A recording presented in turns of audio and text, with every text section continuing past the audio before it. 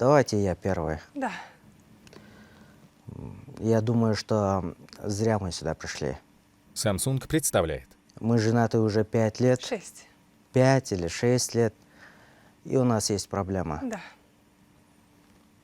Я вечером хочу посмотреть боевик, а она хочет турецкий сериал. Или бывает, я смотрю футбол, а она хочет какой-то женский подкаст. И из-за этого начинаем ссориться. Да. Ну что же, давайте углубимся в проблему. Насколько вам мешает эта проблема по 10-бальной шкале? Ты готова? Да. 8. Скажите, когда вы в последний раз смотрели что-то вместе?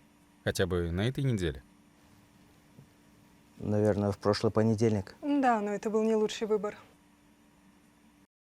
Ну что, если существует способ, который поможет вам избежать таких трудностей и наслаждаться любимым контентом одновременно? А вы не думали о покупке второго телевизора Samsung?